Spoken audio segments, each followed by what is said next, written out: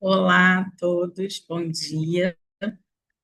Eu resolvi gravar esse vídeo porque esse mês nós tivemos basicamente 16 horas de reuniões do Conselho Deliberativo do IOC. Normalmente, eu acabo nem trazendo todos os tópicos que são discutidos, porque as informações, o resumo, as atas ficam disponibilizados na intranet e muitas vezes as pessoas até vêm me procurar para saber algum detalhe específico. Como nossa equipe é muito grande, muito diversa, e nós já temos um calendário muito grande de encontros e reuniões em função do funcionamento da assistência, muitas vezes eu evito até marcar reuniões extras. Mas essa semana eu vou ter que compartilhar com vocês aqui alguns fragmentos, pequenos vídeos, trazendo alguns pontos que eu considero importantes que a gente tenha a atenção da equipe. São pontos importantes que têm sido discutidos no CD e que eu preciso compartilhar com vocês. O ponto que eu queria trazer, né, para esse primeiro vídeo, ele se refere à questão da publicação de artigos científicos no Instituto, o pagamento dos artigos por parte da diretoria. E eu vou compartilhar, então, rapidamente aqui com vocês, os slides que foram trabalhados, né, no nosso encontro da diretoria. Nós sabemos que nós estamos passando por uma crise orçamentária, o que não é novidade, basta que a gente olhe, por exemplo, né, o almoxarifado do Instituto Oswaldo Cruz. Nunca a gente teve tanta falta, né, de itens no almoxarifado como a gente tem tido agora. E isso foi um ponto também discutido que eu vou trazer num outro vídeo para vocês. Mas essa crise orçamentária ela está tendo impacto com o pagamento de artigos. O CD Fiocruz, e é uma tendência da Fiocruz como um todo, acreditar que os artigos não tenham que ser pagos pela unidade. Eles acreditam que os próprios pesquisadores têm que ir atrás de financiamento para as suas pesquisas que contemplem o pagamento dos artigos. Mas o IOC é fundamentalmente um instituto de pesquisa, e dentro dessa tradição de pesquisa, né, eles acreditam que é muito relevante que a gente continue pagando, né, que a direção continue pagando pelos artigos. Só que, no momento, está existindo uma dificuldade na realização do pagamento das publicações. O IOC já vem há muitos anos buscando um modo de reduzir o investimento nessas publicações, nessas taxas, sem muito sucesso. Mas hoje já há algumas alternativas para publicação em revistas sem o custo dessas taxas. Primeiro, a questão da Memórias, do IOC e todos os periódicos da Fiocruz, então existe uma política de incentivo, mas que eu sei que muitas vezes a gente não quer publicar, até pela questão da visibilidade, o perfil do estudo que a gente faz, né? Então, neste momento, eles consideram isso como uma possibilidade, mas entendem que não é a solução para todo mundo, obviamente. Mas eles estão incentivando que a gente utilize periódicos dos acordos transformativos da CAPES, né? Então, além disso, o uso das verbas de projeto, da Fiotec e TEDs para o pagamento das publicações, né? E eles precisam atualizar isso. Para que vocês tenham uma ideia dessa questão orçamentária, né? Isso aqui é a demanda de orçamento, né? O repasse orçamentário e a defasagem que se tem em relação ao que foi repassado dentro do IOC.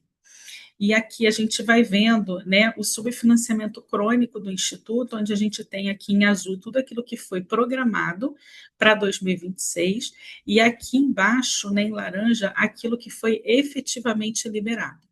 Então, isso tem comprometido muito várias das funções, né, várias das atividades do Instituto, mas tem comprometido, inclusive, o pagamento dos artigos, né? Então, para vocês terem uma ideia, a diretora do Instituto apresentou, né, essa tabela, mostrando aqui os pagamentos que foram feitos nos últimos anos pelo Instituto Oswaldo Cruz e que apontam que houve um aumento de 16 vezes, né, do orçamento nos últimos 14 anos, né? Então, nós temos hoje 66 laboratórios no IOC. Em 2025 foram publicados 795 artigos, destes 205 foram pagos no IOC. ou seja, 26% dos artigos, com uma estimativa de cerca de R$ 2.644.582, né, no total de recursos investidos em reais. Em dólares, isso equivale a 480.658.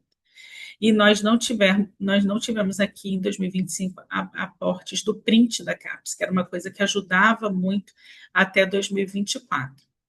E aí, esses acordos transformativos da CAPES, eles aparecem num cenário em que parecem, né, auxiliar em ser uma possível solução. Existe uma discussão hoje no IOC que nem todas as boas revistas, né, dessas editoras foram contempladas nos acordos, entretanto, há boas revistas dessas editoras que estão. E algumas dessas editoras que fazem parte desse acordo da CAPES são a Springer Nature, a Elsevier, né, a Wiley, que a gente também publica bastante. E aí existe hoje uma demanda para que a gente consulte as revistas da nossa área que fazem parte, né, desse acordo e que a gente priorize publicar nas revistas que fazem parte desse acordo, entendendo que em alguns cenários isso não será possível, né? Para que a gente possa entender, a VPEI que fez um webinário para incentivar o uso dos acordos. Esse webinário está disponível para todo mundo, né? Então, é um webinário que foi dado pela Andréa Vieira, que é a coordenadora do portal de periódicos da CAPES, onde ela fala da publicação em periódicos internacionais de acesso aberto, né? Então, é possível ver. E o que a diretora chamou a atenção é que a CAPES está monitorando o uso dos acordos, né? Então, é importante que a gente também, principalmente aqueles que estão atuando no âmbito das pós-graduações, que a gente busque utilizar esses acordos, né? Busque e, de repente, até apontar possíveis dificuldades e tudo. Aqui, alguns filtros, né, que foram feitos em relação à Fiocruz, a diretora não conseguiu fazer em relação ao IOC unicamente, né? Mas mostrando que a gente já tem 12 artigos da Springer Nature que foram, né, no contexto desse da CAPES, 38 da Wiley, 13 da Elsevier. Então, a gente pode, né, tem um Power BI que foi feito e que ele está sendo atualizado sistematicamente pela CAPES e que a gente consegue, então, fazer essa avaliação, né? Então, em março de 2025, a diretoria apresentou ao CDOC a proposta de interrupção de pagamentos de artigos no fluxo anterior, mas aí não foi aceito, foi postergada essa discussão. E em março de 2026, um novo cenário aparece e precisa ser discutido e aprofundado. O DEPOC preparou um guia prático para o uso. Estão disponíveis vários tutoriais como publicar sem custo através desses cursos, né, desses acordos transformativos.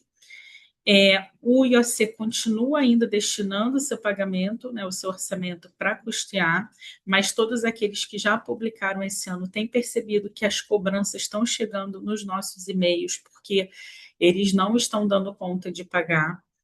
E o atendimento ele segue um fluxo interno com definições de formato de envio, documentação, prazo de atendimento, onde o apoio laboratorial fica responsável por receber essa documentação e nos passar as orientações. O início do atendimento ele se dá somente a partir do recebimento do pedido por parte do requisitante.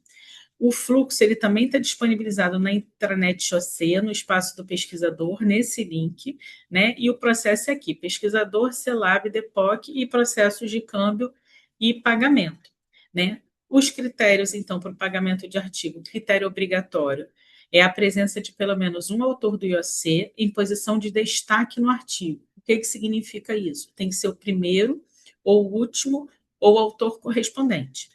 A publicação deve ser indexada em base de dados, deve ter transparência editorial e revisão por pares ou adesão local. Critérios relacionados à originalidade de dados, participação discente, pré-print, rastreabilidade e fator de impacto foram excluídos da votação e deliberação do IOC, com 48 votos a favor da exclusão, 0 contra e 0 abstenções. Os critérios para pagamento de revisões e capítulos de livro foram excluídos da votação nesta reunião. Então, ou seja, somente artigos originais serão pagos, revisões e capítulos de livro não serão pagos.